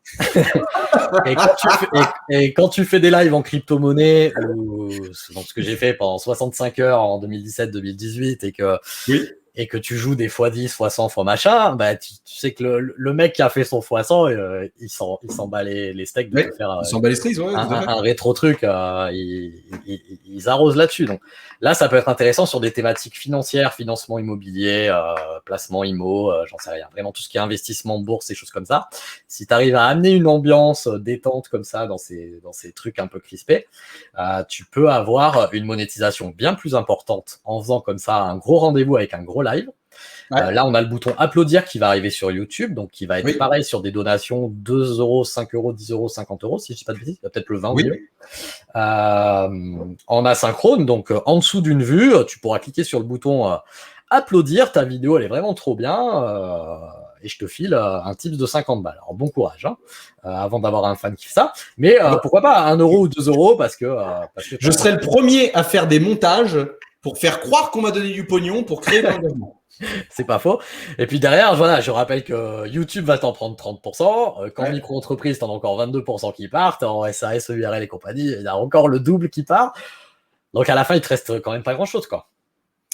Dernière question presque entretien de recrutement. Quelle est la question que je ne t'ai pas posée que tu aurais aimé que je te pose? C'est beau, ça, hein? Ouais. Qu'est-ce qu'on mange ce soir? Mais j'ai faim. T'as senti la faim ou pas? Non, c'est une heure tout à fait correcte. Non, c'est quoi ton prochain achat tech? Ah ouais, ah oui, oh putain, excellente cette question-là. Tiens, dans ta liste Amazon, c'est quoi dans ton prochain truc de ta liste d'envie? Alors cette semaine j'ai acheté, il est où? Ah, il est là-haut, on voit le pied, le Ronin, le gros stabilisateur comme ça. Ouais. Ça fait des années que j'en ai fait plus équipé. J'en avais un pour smartphone, mais je déteste ça pour smartphone. Ouais. Mais bon, c'est chiant à équilibrer, c'est chiant à monter, c'est chiant. Voilà, honnêtement, si j'avais les moyens actuellement, je m'achèterais un Sony A7 S3. Alors, pour ceux qui ne savent pas ce que c'est, tu peux leur Et expliquer. donc c'est une caméra qui vaut 4200 € sans objectif. Ouais. Et tu peux filmer en 4K 120 images secondes. Donc du coup, en fait, tu as tellement d'images par seconde que tu compenses le fait que tu vas trembler par Ouais. il y a tellement d'images par seconde. Dans ton logiciel de montage, tu fais stabiliser des merdes à whack. Et puis, il a un super grand capteur. Il est spécialiste en basse lumière. Ça veut dire que même si tu vas dans des endroits, des maisons hantées, des choses comme ça. J'ai une copine qui fait une chaîne YouTube sur de l'urbex, qui visite comme ça des lieux bien craignos, Ouais. qui essaye de m'y entraîner. Voilà, j'ai le stabilisateur en plus. Je sais pas si je vais avoir le courage, parce qu'elle m'a raconté des histoires quand même horribles où des fois tu rencontres des mecs pas bien et des gars pas bien. Mais voilà, ça peut être intéressant. Non, mais c'est changer l'ordi. J'ai besoin d'un nouvel ordinateur portable. J'ai un Dell, donc avec écran détachable, mais clairement, pour faire du montage vidéo, c'est pas possible. Et c'est là où tu te rends compte, malgré toute l'affection que je porte au PC, même avec tout l'amour et haine que je vais mettre dans Windows 11 prochainement dans une vidéo, la bonne semaine où ça intéressera les gens, donc pas cet été. Tu te rends compte que pour faire l'équivalent d'un MacBook Air M1, donc un truc qui fait 1,3 kg, comme ça, pour faire un peu mieux avec plus de puissance, faut acheter un parpaing 15 pouces gros comme ça dans le monde PC, quoi. Il sera un petit peu moins cher, il y aura le double de stockage, il y aura le double de mémoire vive, mais il y aura 1 kg de plus, il y aura une autonomie divisée par 3. Tu pourras jouer aux jeux vidéo. Oui. Voilà, parce que tu auras quand même une belle GeForce RTX dessus, mais tu n'auras pas ce truc tout fin que tu déplies. Que voilà, moi je déteste ce putain de design grid. Tout ce que ça me rappelle, c'est le chef de service que tu n'as pas envie de dépanner, qui au milieu d'un parc PC s'est fait payer un Mac, qui sait pas s'en servir comme s'il avait un PC d'ailleurs, mais que tu dois dépanner en 10 minutes parce que c'est un chef, parce qu'il a réunion et parce que ça doit marcher dans 10 minutes. Tu vois, c'est mon ancienne vie, quoi. Donc, tu peux pas développer une affection et une appétence du MacBook Air là-dessus. Moi, dès que je vois un MacBook Air gris, je vois un chef de service qui te donne 10 minutes pour réparer un truc, quoi. Mon coco, quoi. Parce que dans 10 minutes, j'ai une présentation, quoi. Donc, écoute, voilà. Je crois que c'est le beau mot de la fin, effectivement. Il y a toute cette antériorité. Il y a un gros passif, ouais. C'est ça. Du coup, merci beaucoup Manu pour tout ça. Je le répète encore, si vous regardez le live en replay, n'hésitez pas à écrire à Emmanuel, il prendra le temps de vous répondre. Si vous avez besoin de vrais conseils sur YouTube, c'est la personne qu'il faut aller voir. Il vous répondra jour et nuit s'il le faut. Ouais, venez sur LinkedIn ou sur n'importe quel réseau social avec @langue de geek. Mais je pense que langue de geek, vous me trouvez sur LinkedIn aussi. Non, oui, on te trouve très facilement. Ah ouais. Du coup, on arrive à notre dernière partie pour ceux qui sont restés, pour ceux qui ont envie de jouer et pour ceux qui ont envie de gagner des trucs. Du coup, je balance mon super jingle. C'est parti.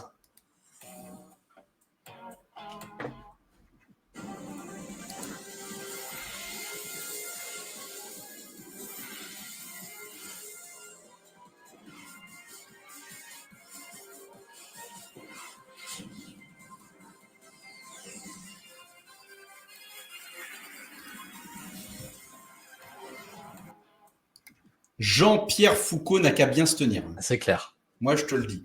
Alors, je vous fais un petit partage de tout ça. Attends, je sais toujours pas écrire Kaout. C'est aussi bien choisi que de tout à l'heure. Bien sûr. Alors, je vous invite, on a un petit différé de 20 secondes, du coup, on va vous attendre. Mais vous pourrez quand même jouer en temps réel, vous inquiétez pas, j'ai trouvé la petite astuce la dernière fois, ça marchait plutôt bien. Alors, Kahoot, c'est une application ou un site internet. Et en gros, il suffit d'aller sur kahoot.it ou sur l'application Kahoot et vous rentrez ce mot de passe-là, 265 308. Donc 265 308 et on va pouvoir jouer ensemble sur différentes questions, sur différentes thématiques. Et je pense que c'est une habitude que je vais prendre parce que la dernière fois, ça avait bien marché. Je vous offrirai un accès pendant 1 mois à un des modules de la méthode Lyon si vous avez envie de jouer avec nous. Et je le fais parce que la dernière fois, j'ai même des personnes qui ont joué avec nous en différé et je leur ai envoyé. Florian, si tu es encore là, toi, tu n'as pas le droit de jouer parce que je pense que, vu comment j'ai fait les questions, il y en a plusieurs à laquelle tu pourrais forcément avoir la réponse. Mel, je suppose Mélanie. Peut-être pas d'ailleurs, tiens, c'est vrai que c'est un peu figé là ce que je dis. Mel. Si, Mel, tu penses que ça peut être quoi, toi, Manu? De quoi? Mel, j'ai quelqu'un qui s'appelle Mel. Donc, comme j'ai que les pseudos et j'ai pas les prénoms, j'essaie de deviner les prénoms. Ah, je ne sais pas. J'ai pas lancé ton live partout sur sur tous les chats, donc Ah bah, bravo. je n'ai plus que 3 Qui écrans. je suis, hein. Alors, qui je suis? Alors, ça c'est forcément Florian. C'est un humour à la Florian. Ça, c'est certain. Allez, j'attends encore un petit peu, 5-10 secondes et je vais le lancer. Si on est 3, c'est très bien. Quelque part, il est tard, tu me diras, il est 19h46. Ça va faire 1h15 de live.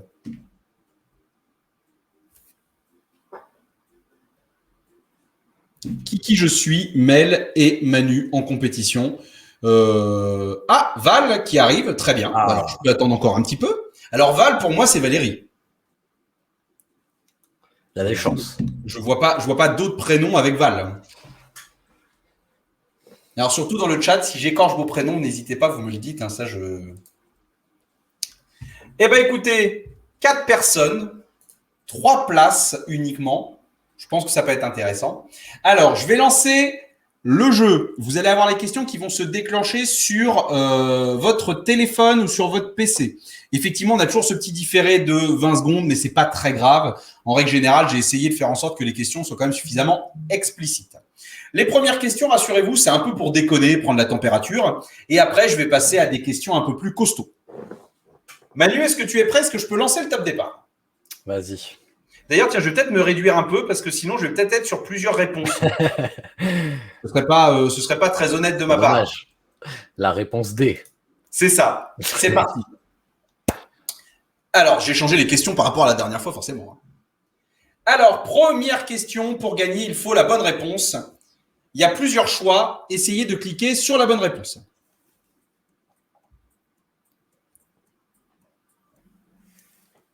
Impeccable, on est bon là-dessus.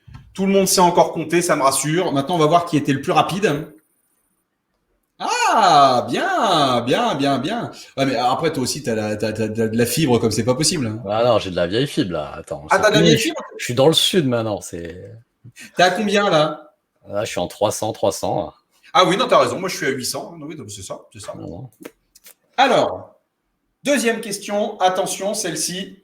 Après, il faut être le plus rapide. Combien y a-t-il d'animaux sur la photo? Merde. Je lui ai fait le coup la semaine dernière avec un manchot et des pingouins.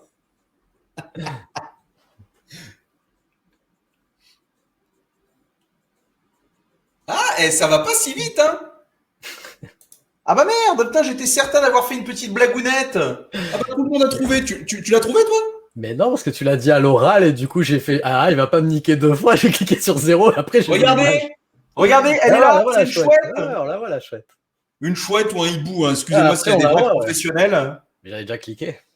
T'avais déjà cliqué, merde. J'ai dit il va pas me niquer 2 fois avec sa question parce que tu l'as dit à l'oral avant d'avoir l'image en fait. Bon bah du coup alors le kiki je suis. Là c'est pas mal. Là il y a un bon truc. Valérie, Mel, donc Mélanie je suppose. On est pas mal. Allez, j'enchaîne. Attention. Maintenant, il faut bien que vous compreniez. Il faut la bonne réponse, il faut être le plus rapide. Et quand vous avez plusieurs bonnes réponses, vous enchaînez un cumul de points. Alors, combien de peluches sur la photo?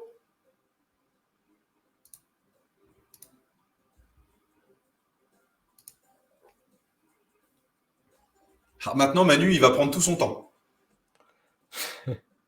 Tu mets le doute. Hein. Oh yes! Oh, je savais. Je savais que je vous aurais. Je savais que grâce à ces petites photos. Alors, 12. Regardez. 1, 2, 3, 4, 5. Ça, c'est un vrai. 6, 7, 8, 9, 10, 11 et 12. Alors, qui est le ou la seule? Toujours qui je suis. Pas mal. Pas mal. Voilà, c'est moi qui ai trouvé, mais ça n'a pas assez remonté. C'est ce que j'allais dire. Tu es le seul à avoir eu la bonne réponse, mais ça n'a pas suffi. Allez, attention, je pense qu'on ne va pas tarder à passer aux vraies questions. Vous avez compris le principe. Bon, celle-ci, elle est cadeau. Est-ce que vous êtes prêts? Est-ce que vous êtes prêts à jouer, quoi?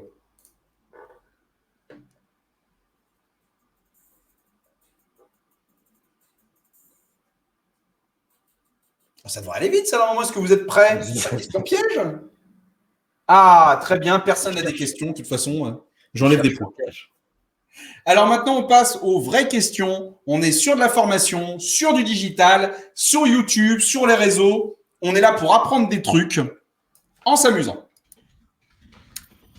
Oh là là là là là. Alors là, Mélanie, je pense qu'à mon avis, elle vient de déconnecter sa box pour être sur la 4G. Ça va y aller. Alors, quel événement majeur du digital était à Paris le 16 et le 19 ce mois-ci? Vache, putain, vous y étiez tous ou quoi? Bah ouais. Bon alors, qu'est-ce que tu nous racontes en 2 mots sur Vivatech? Bah, c'était cool que les présentiels reviennent et c'était cool qu'il n'y ait pas autant de monde qu'en 2019. Après, ils ont étalé sur 3 jours pro et 1 jour particulier. Ouais.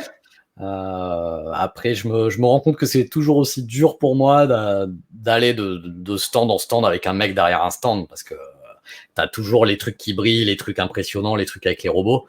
Ouais. Et t'as quand même beaucoup de villages entiers avec un mec derrière un stand qui attend, quoi. Tu vois, oui. Hein, t'as beau mettre les couleurs et les lumières que tu veux sur les salles plénières et les gros stands pétés de thunes, il y a quand même des petits coins cache-misère, tu vois. Tu nous as ramené des goodies? Du tout, c'est pas mon délire. Ah bah d'accord. Je pars suffisamment encombré de trucs dans mon sac à dos pour ramener des boules de massage, des porte-clés et des stylos, quoi. Ça marche. Alors attention, méfiez-vous tout le monde parce que du coup, Manu a répondu à 3 bonnes réponses d'affilée. Il a un bonus. Donc moi, si j'étais vous, je me méfierais. Alors, question 6. Attention, point compte double. À quelle application appartient ce logo? Putain. J'ai failli. Pourquoi putain? T'as pas bien cliqué? Si, mais, mais moi, c'est même pas que je lis les morceaux de syllabes. Ça commençait par le même truc. Le clic, il a esquivé de peu le 10 août. 10 Alors, effectivement, Discoon, c'est pas ça. Dishoot, c'est pas ça. Discord, c'est pas ça. C'est effectivement le logo de Discord. Là, apparemment, tout le monde a l'air de connaître. Manu, si on avait des personnes qui nous regardaient en replay, Discord, en quelques mots, c'est quoi? C'est le Slack pour enfants et le Slack, c'est le Discord pour les grands. Autre question. Je suis assez d'accord. Ils sont en train vraiment de se transformer en réseau social. On avait la photo de profil. Maintenant, on va avoir la bannière de profil, comme ce que tu as sur Facebook, LinkedIn et compagnie. Et derrière, ce sont des choses que tu peux créer pour toi, ta communauté, ta passion, ton groupe ou ton travail ou ton école, hein, puisque l'école, quand il y a eu le Covid, a beaucoup tourné sur Discord, pour héberger différents chats sur différents canaux de discussion, avec une énorme différence par rapport à Slack. C'est que si par exemple tu crées un truc, le canal général par exemple, si tu as 2 mecs qui se parlent toute la nuit, eh ben, ils t'ont pourri tout ton canal général, alors que sur Slack, s'il y a 2 mecs qui se pourrissent toute la nuit, ça va dans un petit coin de Slack entre les 2 mecs. Voilà, ça fait une énorme différence. Ah bah oui, complètement. Attention, nombre d'abonnés YouTube sur le compte de Squeezie. Ah, j'y suis allé too much là. Et je vous ai mis une image TikTok pour vous perturber.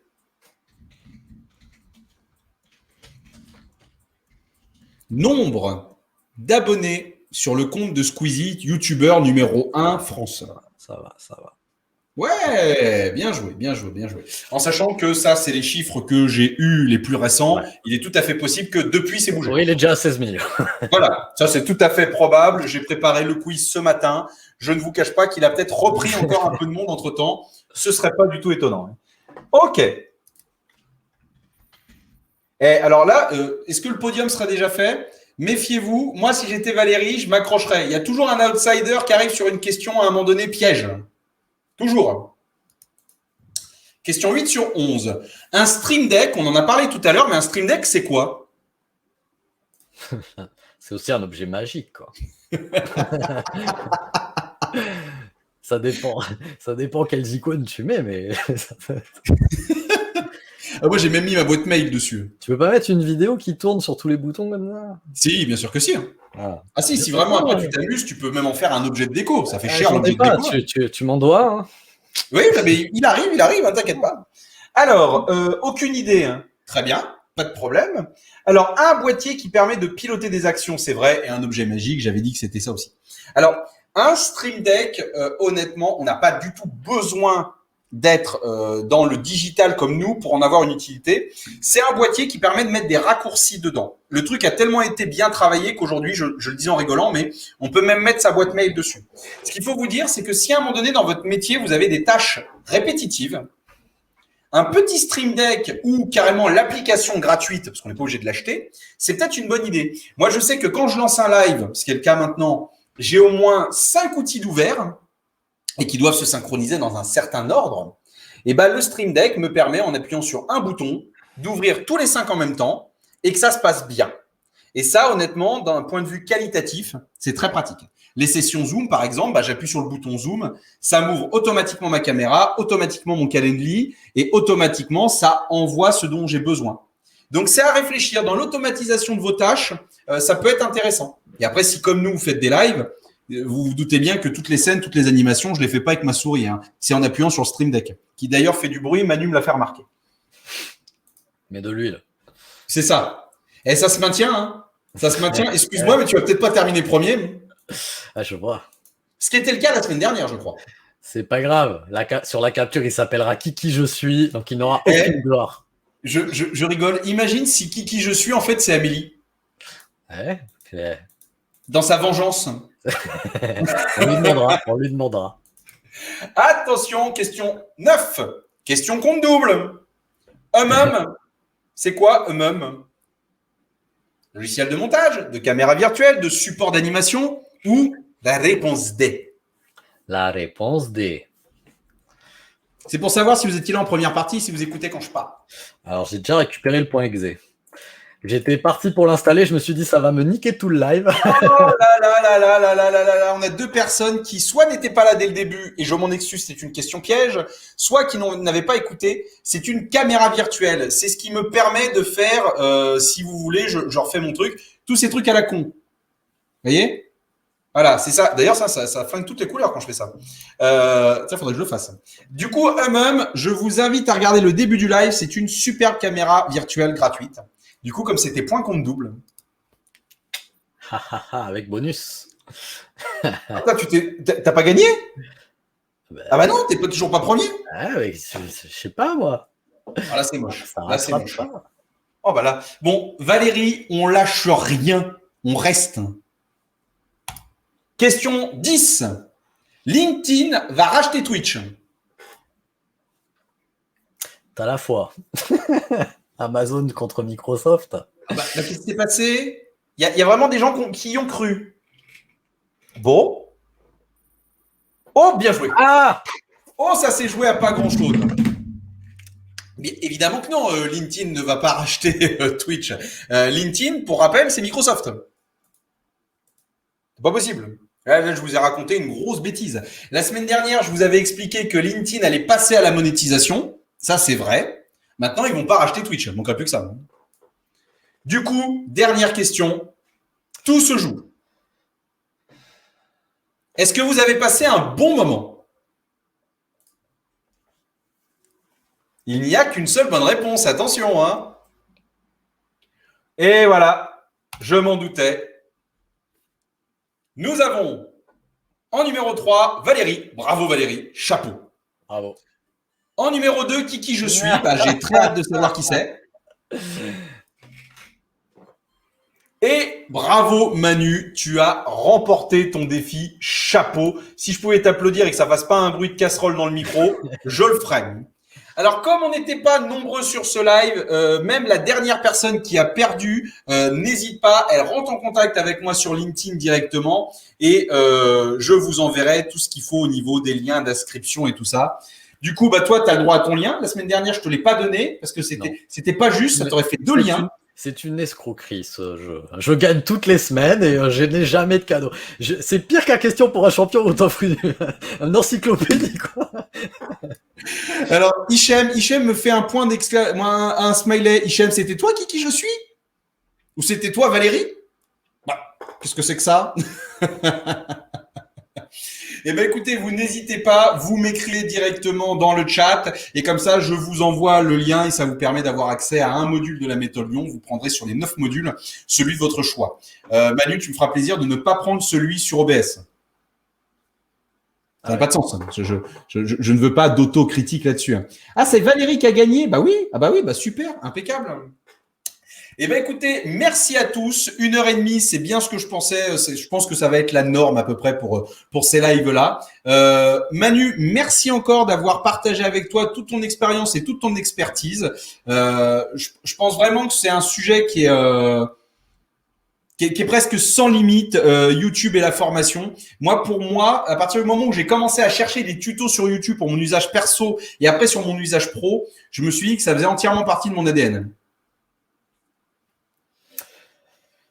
De toute façon, c'est la seule plateforme qui, contrairement aux autres réseaux sociaux, encore une fois, travaille pour toi 24/24 et ne fait pas du contenu qui vit 2 jours, quoi. Hein. Donc, que ton contenu que t'en sois pas super fier tout de suite, croyez-moi que même au bout de 3-4 ans, il y a du contenu dont on n'est pas fier. Oui. Et que c'est souvent celui où on pense que c'est une grosse bouse qui performe et celui où on pense que c'est un petit bijou qui fait un gros bide.